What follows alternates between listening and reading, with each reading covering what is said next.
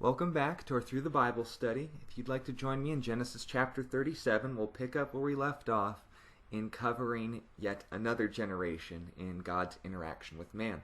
Noting that Genesis itself means beginnings, we're going to be introduced to a lot of people who are going to be important and mentioned back to later when we discuss the greatest interaction that we've ever had between God and man in the person of Jesus Christ. We're going to be talking about two individuals today, one who actually got to be a demonstration of his character, and the other of his bloodline, one of his, provision for his life, and the other of his mercy. And let's be honest, we're oftentimes conditions and examples of both. So, Genesis 37, we'll start in verse 1. We're going to be talking about first the son of Jacob, now who's going to be called Israel, named Joseph. So, Jacob dwelt in the land where his father was a stranger, in the land of Canaan. This is the history of Jacob. Joseph, being 17 years old, was feeding the flock with his brothers, and the lad was with the sons of Bildah and the sons of Zilpah, his father's wives. And Joseph brought a bad report of them to his father. So, introduction to our little 17-year-old boy Joseph. He's a tattletale. Not exactly the most mature individual yet, but hardly what you could expect from someone at his age, let alone being the second youngest among 12 older and very decorated brothers. So they were supposed to be doing work. They're off, and Joseph comes home saying, "Hey, Dad, those guys are supposed to be doing their work. Well, they're not. Just thought I'd tell ya." And not setting up a good relationship. But unfortunately, Jacob doesn't help. Verse 3, "Now Israel loved Joseph more than all of his children." This sounds familiar, doesn't it? Remember how his father, Isaac, favored Esau more than him, and that set... never mind. Israel loved Joseph more than all of his children because he was the son of his old age. Also, he made him a tunic of many colors. That translation is actually interesting. We have no other example of it throughout the Bible, and what most would actually determine what it means is a coat with sleeves, because naturally they didn't have this type of sewing material today. They just basically cut out a piece of cloth, two for the armholes, one for the neck, and they just slide it on, tie a belt, and that just means you have to have your arms free, your legs open, and they could get their business all up in a bunch and get ready for work. But for someone to actually have sleeves decorated into their tunic would imply that they were not meant for a life of labor, they were meant for a life of management. And naturally, the boys who have to plow the field, being given this demonstration by their dad at that age, was again not helping the already amnesty going on between them and their brothers. So when his brothers saw their father loved him more than all of his brothers, they hated him and could not speak peaceably to him. So, verse 5, "Now Joseph had a dream, and he told it to his brothers, and they hated him even more. So he said to them, 'Please hear this dream which I have dreamed. There we were, binding sheaves in the field. Then behold, my sheaf arose, and also stood upright, and indeed your sheaves all stood around and bowed down to my sheaf.' I wonder what that means." And his brothers said to him, "Shall you indeed reign over us? Or shall you indeed have dominion over us?" So they hated him even more for his dreams and for his words. So, noting that this was not only going to be a future problem in later churches, when you're given a spiritual gift but you don't have the maturity and self-control to support it, it was really a poor choice on Joseph's part that even though he did have this dream, and though this would end up coming true in God's plan and fulfillment for his life, because he did it in a way that glorified himself instead of God, he didn't keep it to himself when it was not the right time to be sharing such things, especially in regards to the relationships they had with each other. It only made things worse, and Jacob, Israel, was not helping. Even though his name was Israel, he was acting a lot like Jacob. So, obviously, the boys understood the interpretation of this dream. It was meaningful enough, and they weren't happy about it.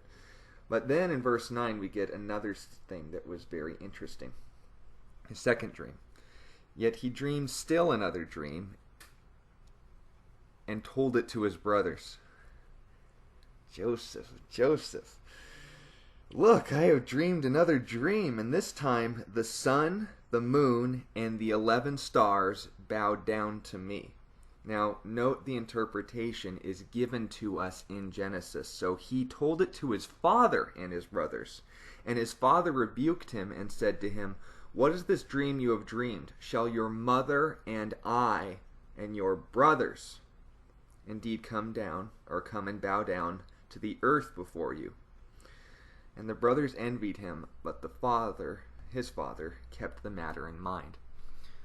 Now, a lot of people, when they read books of the Bible and consider them symbolic or uninterpretable or mentioning all these things that they just have never really heard before, but they start at, say, for example, the last book of the Bible without reading the first. Now, I'm not an expert in literary composition, but you need to understand, if you're going to understand the message of the book, you probably want to know the whole story before checking out the last chapter. And in the book of Revelation, there's a passage that is so often misinterpreted as far as how obvious it was pointed out to us if you understand the whole Bible's message. Because who were the symbolic elements that were bowing down to Joseph? The 11 stars, he had 11 brothers, the sun, and the moon, implying Israel and his wife, Leah. Rachel was dead by now. But you need to understand, in the book of Revelation, chapter 12, it talks about a woman being clothed with the sun, the moon under her feet, and on her head a garland, a tiara of 12 stars. And she was pregnant with child and cried out in labor and in pain to give birth to a male child. And it goes on to say details about this child being fulfilled in prophecies in Isaiah of that child being Jesus Christ, and how the great dragon, who is the devil and Satan, which is again verbatim told to us what he is in Revelation chapter 12. The rule for biblical interpretation is if it hasn't been mentioned before, it's about to be explained. And in Revelation, the reason why the woman's not explained is because we know that woman was Israel. No, not the Virgin Mary. Though she would be the physical conduit at which Jesus entered this world, she was but one child in the entirety of the nation of Israel. That's what would ultimately come out of that nation. Well, then why was it a woman? Again, I'm no expert on human biology either, but I do know that if it was a guy and he was pregnant, there was missing components to that equation. Only girls are the ones who give birth to boys. Making that point. It's fairly straightforward. But noting that, going back to what the passage is talking about here, Joseph is not on good terms with his brothers, and this is becoming a very heated, involved, and for all intents and purposes just awkward and uncomfortable relationship between Daddy's favorite and the other 11 boys, 2 of which have been notably recognized as unstable individuals, including Reuben, but for different reasons.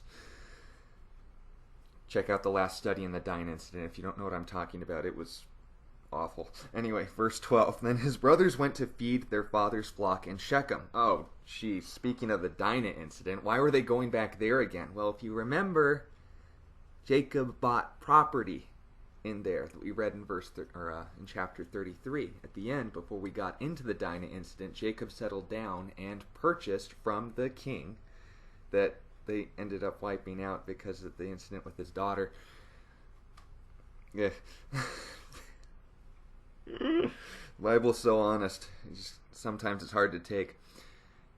You could imagine that Jacob, Israel, had a very substantial holding in flocks and herds, and you can't put that stuff in a bank account. So naturally, you'd purchase larger fields. You'd buy acres. And even though this was 50 miles away from where they were staying, that, well, it was worth the considerable journey for the boys to put distance between their dad and Joseph, but also to the fact that it was a reason why they owned that land and territory. They had bought it in previous chapters. It explained that to us. His brothers went to feed their father's flock in Shechem, and Israel said to Joseph, "Are not your brothers feeding the flock in Shechem? Come, I'll send you to them." So he said, "Here I am. Let's do it." Okay. Then he said to him, "Please go and see if it is well with your brothers, because you were so good with that last time, and well with the flocks, and bring back word to me." So he sent him out of the valley of Hebron, that's where they were staying, up and where he called it Bethel, and went to Shechem. Now, verse 15 says, "A certain man found him, and there he was, wandering in the field. And the man asked him, saying, 'What are you seeking?' Now, he said, 'I'm seeking my brothers. Please tell me where they are feeding their flocks.'" The 15-mile journey is no short trek. I mean, I'm a runner, but that's a lot of walking. He's looking for his brothers just in this field, and he finds this guy. And for all intents and purposes, mission is not being accomplished. And the man said, "They have departed from here, and I heard them say, 'Let's go to Dothan,'" which is about 7 miles away, still shorter distance from where they would be expected to be, but they're just taking a load off. So Joseph went after his brothers and found them in Dothan. Now in verse 18, this is where we get into interesting stuff. "They saw him afar off, and even before he came near them, they conspired against him to kill him. And they said to one another, 'Look, this dreamer is coming. Come, therefore, let us now kill him and cast him into the pit, into some pit, rather. And we will say, some wild beast has devoured him, and we will see what becomes of his dreams.' But Reuben heard it, and he delivered him out of their hands and said, 'Let us not kill him.' And Reuben said to them, 'Shed no blood, but cast him into this pit, which is in the wilderness, and do not lay a hand on him, that he," and note this is taken off to the side, "might deliver him out of their hands and bring him back to his father." Now, again, if you remember how the family coped with the death of Rachel, we're given details that Reuben did so by getting involved with one of his dad's girlfriends, and that is not going to go over well in the will. So essentially Reuben is trying to get one up more on the dad and saying, "Hey, the brothers were trying to kill Joseph, but hey, I saved him. We cool now?" You know, that kind of thing. So essentially he's trying to make up for his incident in chapter 35 and verse 22, if you want to read it again. I don't. So, verse 23. "It came to pass when Joseph had come to his brothers that they stripped Joseph of his tunic, the tunic of many colors that was on him, and they took him and cast him into a pit. And the pit was empty, and there was no water in it. And they sat down to eat a meal." That's pretty callous. "And they lifted their eyes and looked, and there was a company of Ishmaelites coming from Gilead with their camels, bearing spices, balm, myrrh, on their way to carry them down to Egypt." So, essentially, well, I guess continuing, let's get the whole story. So Judah, remember that, Judah said to his brothers, "What profit is there if we kill our brother and conceal his blood? Come, let us sell him to the Ishmaelites, and let not our hand be upon him, for he is our brother and our flesh." And his brothers listened. The Midianite traders passed by. So the brothers pulled Joseph and lifted him out of the pit and sold him to the Ishmaelites for 20 shekels of silver. Now, note, this is about 2,500 years or so before the time of Jesus Christ, but does this kind of sound familiar? Given enough time for inflation, 20 pieces of silver. Was not another certain individual betrayed by 11, or rather abandoned by 11, betrayed by 1 individuals for 30 pieces of silver? Consider that. They sold him to the Ishmaelites, and they took Joseph to Egypt. Verse 29, "When Reuben returned to the pit, indeed Joseph was not in the pit, and he tore his clothes. And he returned to his brothers and said, 'The lad is no more, and where shall I go?' So they took Joseph's tunic, killed a kid of goats, dipped the tunic in the blood, and they sent the tunic of many colors. And they brought it to their father and said, 'We have found this. Do you know whether or not it is your son's tunic or not?' And he recognized it and said, 'It is my son's tunic. A wild beast has devoured him.' And without doubt Joseph is torn to pieces. Then Jacob tore his clothes, put sackcloth on his waist, uncomfortable clothing, camel skin turned inside out so that itchy, scratchy hair would be clinging to your skin, and mourned for his son many days. And all his sons and all his daughters arose to comfort him. But he refused to be comforted, for he said, For I shall go down to the grave for my son in mourning. Thus his father wept for him. And those brothers let their father live with the guilt of saying, I never should have sent him, I never should have done all of this. And they have to let not only their father live with this guilt, but they themselves have to bear it for a very long time. Noting all of this, that Reuben's plan definitely went into shambles to make matters right with his dad, to improvise and let the accident just move on with their lives. It would be 30 years again before Jacob would end up seeing his son Joseph alive. He was around 100 years old at this point, and he would not see him until he was 130. And you also need to consider that 30 years of guilt is not easy on those brothers either.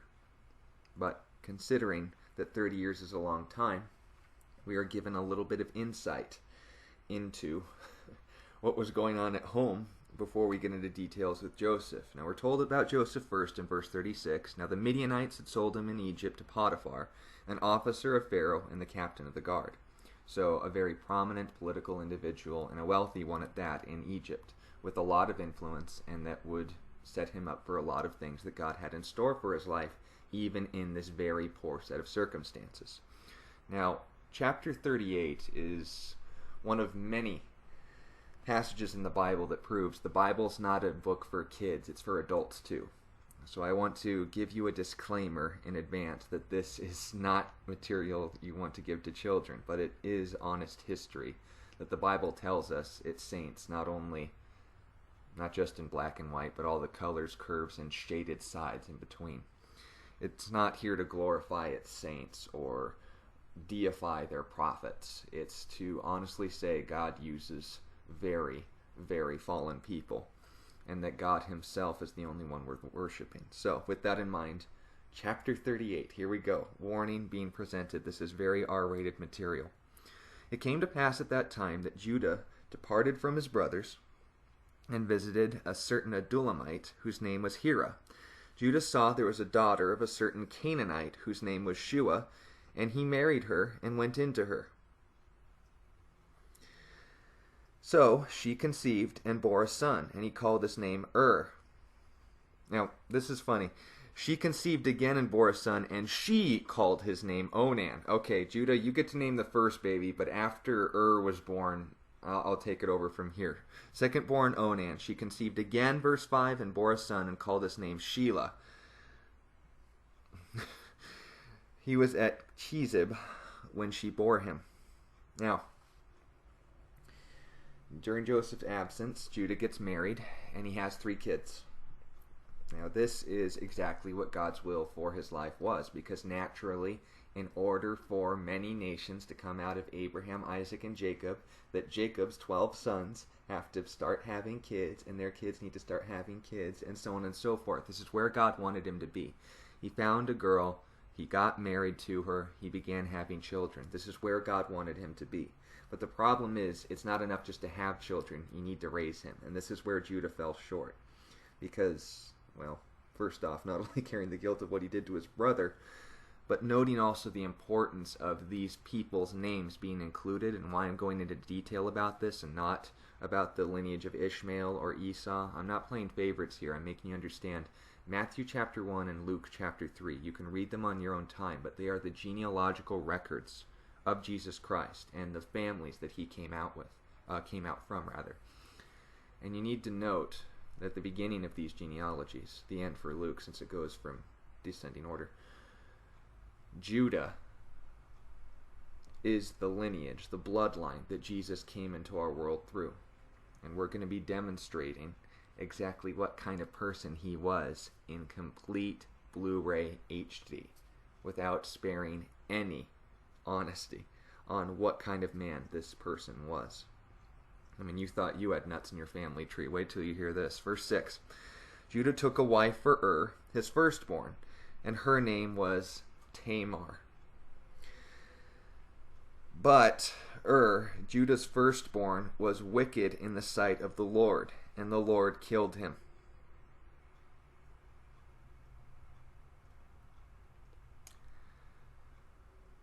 We're going to read in the next few verses that the Bible is not subtle in considering very awkward and deviant, I'd say is a better word, sexual, violent, and just disgusting themes that were a part and prevalent in the lives of the people that he used. So you need to understand that if God saw doing something so evil in whatever means, whatever practice in his life, whatever he did, that was omitted from the Bible, it was so foul that it was just left out and you need to trust God's word for it. We're not talking about some Detroit level shenanigans as far as spousal abuse or something. We're talking grade A Japanese style stuff here. I don't want to know why God killed but we are given details as to why the next one doesn't make it through either.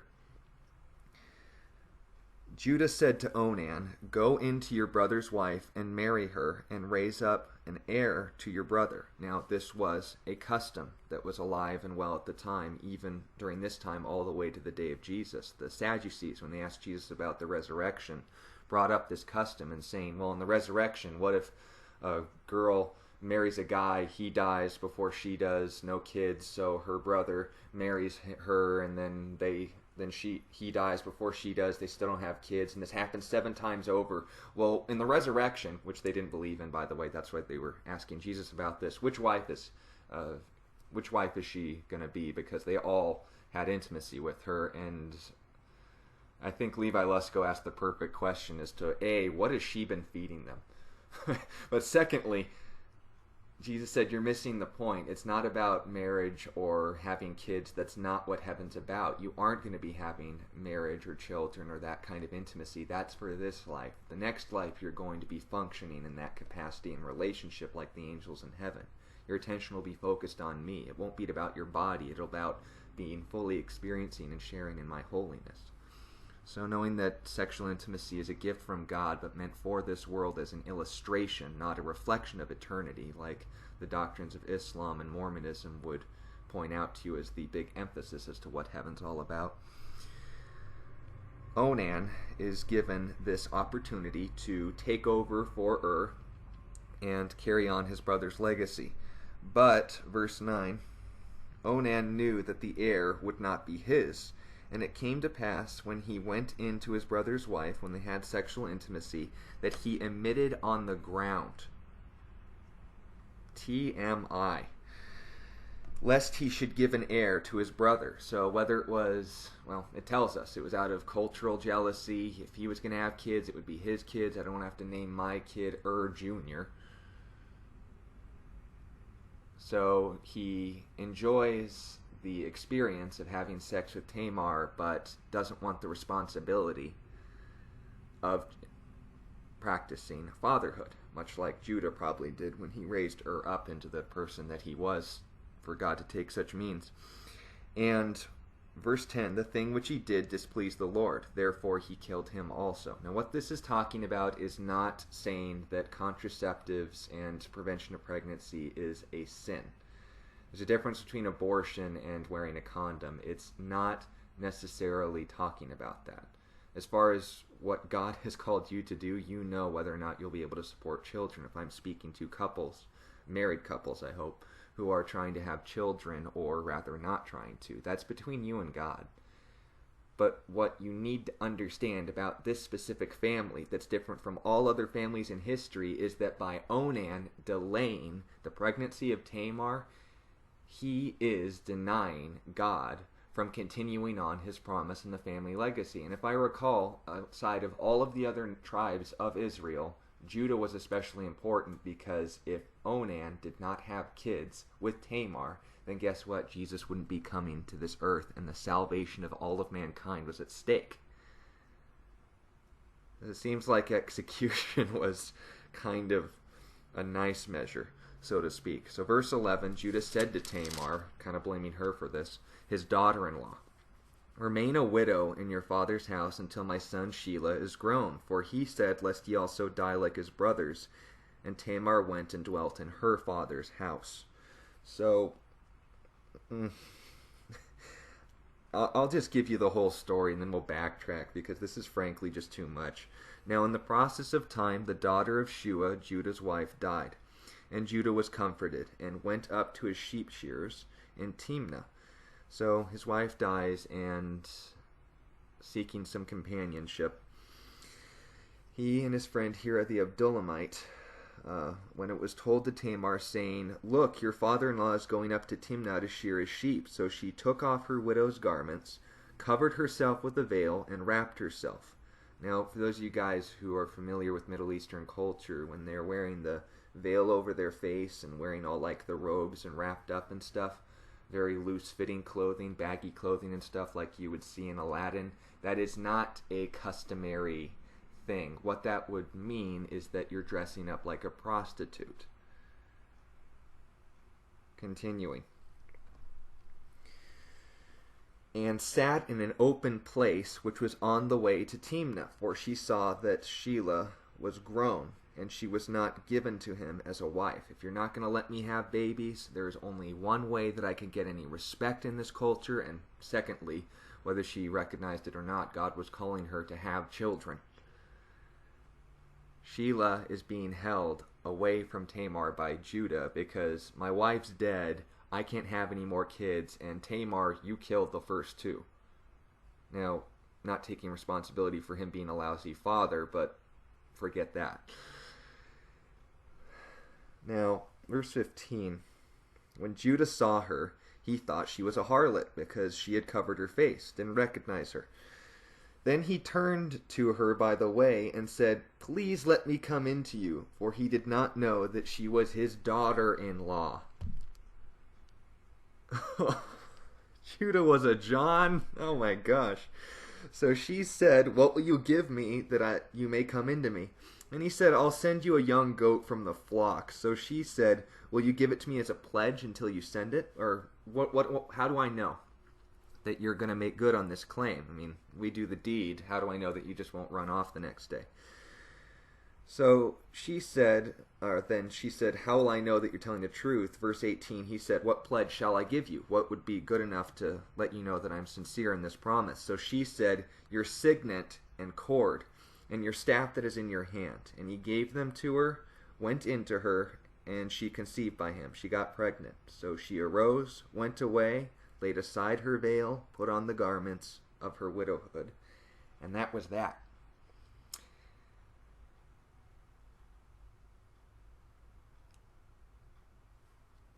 Judah gives her a ring, showing that he intends to fulfill his promise in bringing back a goat after sleeping with her as a prostitute, even though he didn't know that she was his daughter-in-law. The veil would not be taken off during that. Now you know where that tradition started. And you thought Adam knows everything was weird. Anyway. Gosh. So you want to know where the wedding ring came from, honey? Well, read Genesis chapter 38. That's where... Okay, I'm done. Now, gosh. Verse 20. And Judah sent the young goat by the hand of his friend, the Abdullamite, to receive the pledge from the woman's hand. But he did not find her. Then he asked the men of that place, saying, Hey, where's the harlot that was openly by the roadside? And they said, We don't know any harlot. So he returned to Judah and said, I can't find her. So the men of the place said, There was no harlot in this place. Then Judah said, Let her take them for herself, lest we be ashamed. For I sent this young goat, and you have not found her. So she has my ring. I'm sure she can get a pretty penny for it. I can find another stick. We made our effort. I guess nothing more we can do. So verse 24, it came to pass about 3 months after someone's showing. And Judah was told, saying, Tamar, your daughter-in-law, has played the harlot. Furthermore, she is with child by harlotry. So Judah said, Bring her out and let her be burned. Now this is the funniest part. When she was brought out, she sent to her father-in-law, saying, By the man whom these belong, I am with child. And she said, please determine whose these are, the signet, the cord, and the staff. Judah said, oops. Okay, so verse 26. So Judah acknowledged them and said, she has been more righteous than I, because I did not give her to Shelah my son, and he never knew her again. I hope not. Now, verse 27, it came to pass at the time for giving birth that, behold, twins were in her womb. So it was, when she was giving birth, one put out his hand, the midwife took a scarlet thread and bound it on his hand, saying, this one came out first. So the firstborn. Then it happened, as he drew back his hand, that the brother came out unexpectedly, and she said, how did you break through? This breach be upon you. Therefore his name was called Perez, which means breach or breakthrough. And afterward his brother came out, who had a scarlet thread on his hand, and his name was called Zerah. Now, again, go to Luke 3 and Matthew 1 and confirm in both family lineages that Jesus proudly declares, my family is from the lineage of Judah and Perez by Tamar. And you thought you had nuts in your family tree. So, I mean, this is another point in the Bible about the firstborn not being the literal firstborn, but it just meaning the most prominent one. That just like Jesus was not the firstborn into creation, but he's the most prominent one of all creation. He's called the firstborn from the dead, not because he's the first to rise from the dead, but the most prominent one in that he will never die again. And this biblical language will continue to be told throughout. And we actually get into the passages that discuss this in detail. We'll compare them to what a lot of modern cult followings misinterpret these passages to believe. But just taking all these things in context, this is going to be something important to understand, just like with Jacob and Esau and their family lineage of the firstborn being switched by, well, social means. This was biological and very amusing, but not so amusing as to the circumstances by which Perez was born. So anyway, verse 39, and finishing up with what we have here. Meanwhile, Joseph had been taken down to Egypt, and Potiphar, an officer of Pharaoh, captain of the guard, an Egyptian, bought him from the Ishmaelites who had taken him down there. So, in verse 2, the Lord was with Joseph, and he was a successful man, and he was in the house of his master the Egyptian. And his master saw that the Lord was with him, and that the Lord made all he did to prosper in his hand. So Joseph found favor in his sight and served him. Then he made him overseer of his house, and all that he had put under his authority. So it was, from the time he had made him overseer of his house, that all that he had, the Lord blessed the Egyptian's house for Joseph's sake. And the blessing of the Lord was on all that he had in the house and in the field. Thus he left all he had in Joseph's hand, and he did not know what he had except for the bread which he ate. Everything else was under Joseph's hand. Now Joseph was handsome in form and appearance. So God's blessing Joseph. And even in the midst of probably the worst imaginable circumstances possible, you're sold into slavery by your brothers, you're cast into a life of bondage when you were basically being set up as the manager of your home and family, and out of jealousy you're put into this situation. Even in spite of this, the natural skills of management that he had developed in his early childhood and life paid off, because not only was this an important aspect of his life that would be used to save many lives later on, but it was also important to note that it was his character that gave him this level of influence. That because his God directed him and was a priority to him, and how he expressed, demonstrated, and lived his life, that he was considered a trustworthy person. And the same is true for us. If we call ourselves Christians, we're implying by that language that Christ is our example. We're trying to be like Christ. So consider that and say, and is the way that I'm living really an active demonstration and reflection of the life of my Lord and Savior, the one whom I claim to be following his example. Because if Jesus is a jerk and you're following his example, I can plainly see that. But Jesus isn't a jerk, therefore why are you acting like that? Does that make sense? So, with that in mind.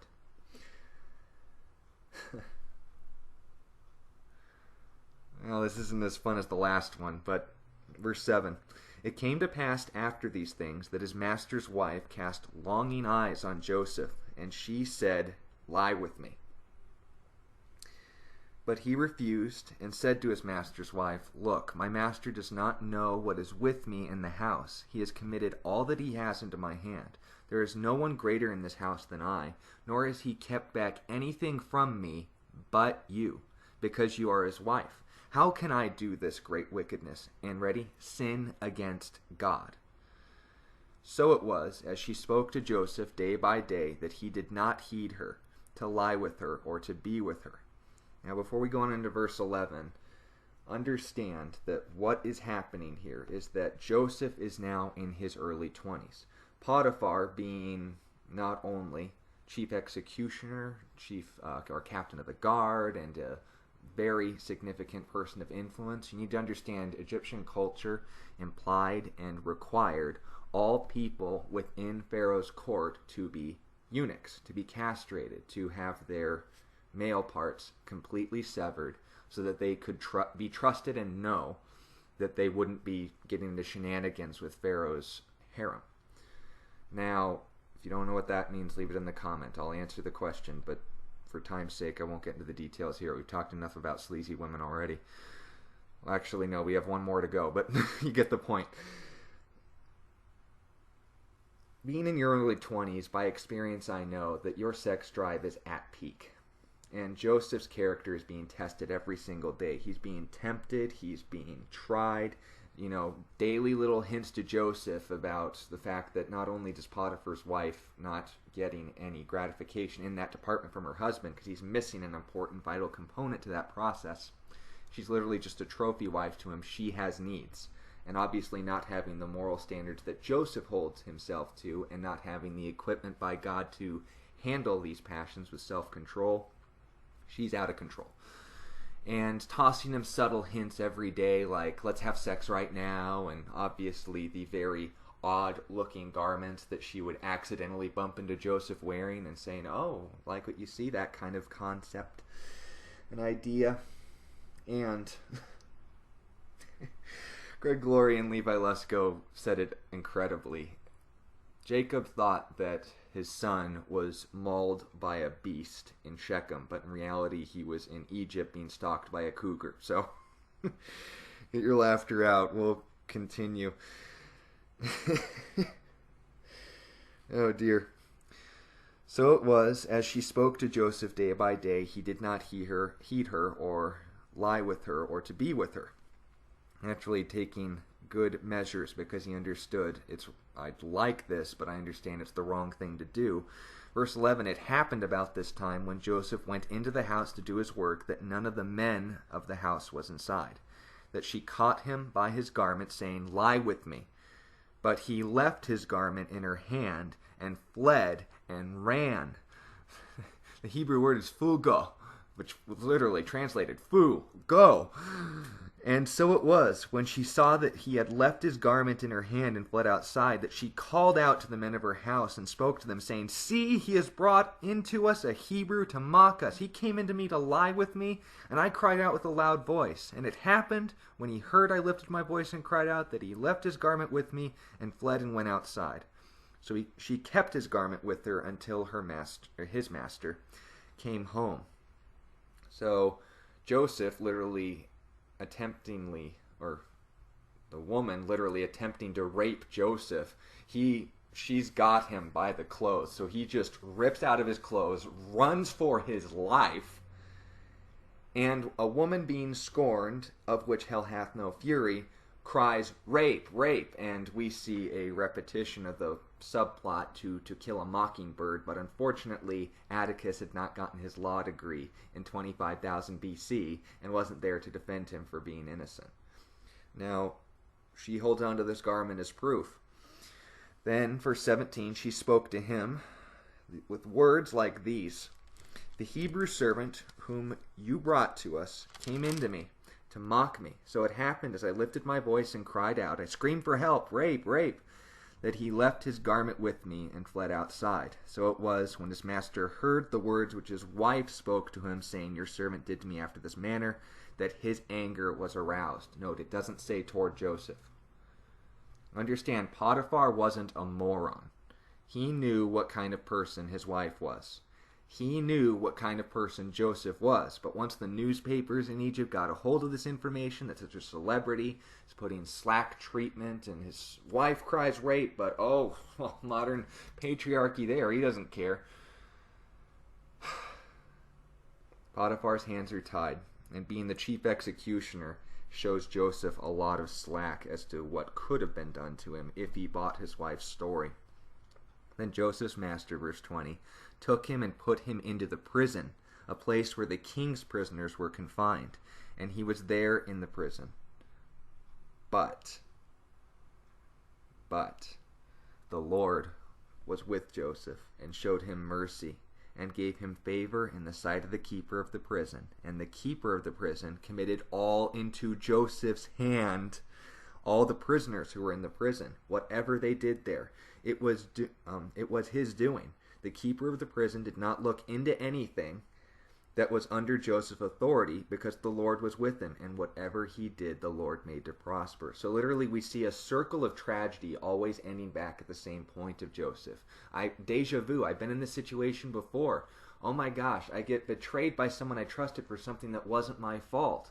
I mean, sure, with the brothers there was a level of bitterness to be had there, but understand, Joseph is put into the worst possible situation, being sold by his brothers into slavery in Egypt, but God blesses him where he's at and uses this influence and information to prepare him for things to come. Now he's put into a situation that he couldn't help, didn't do anything wrong, and put into the worst possible situation within the worst possible situation. And guess what?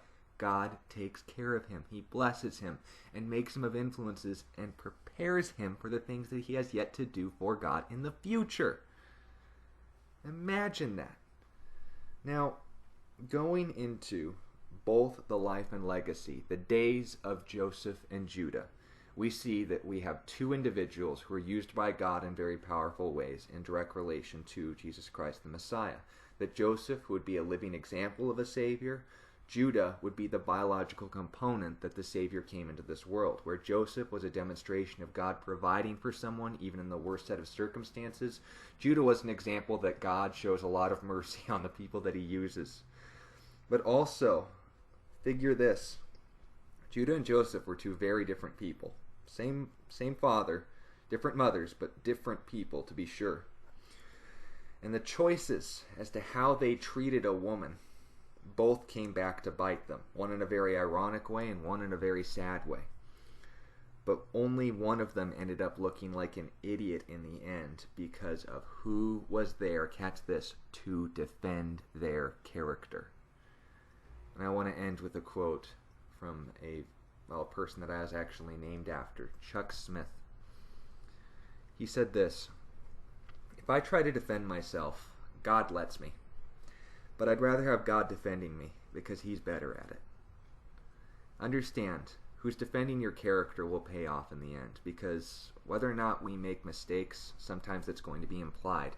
Even if we don't do the wrong thing, we may end up facing consequences for it. If you don't believe me, check Twitter and Tumblr. There are some evil people out there. But understand, regardless of what the world says to accuse us, that being under Satan's control and his name itself being accuser, Jesus is our defense attorney, and he's more than a match, if not the champion, of defending the character of his people, because he doesn't look to our character. He says, Father, Dad, look at me. I died for him. And I'd rather stand in eternity with Jesus as my defense than me having to look at my life and say, well, I was a good person. Thank you for your time listening to this study. I hope had some interesting insights as to what the Bible talks about as far as its prominent members.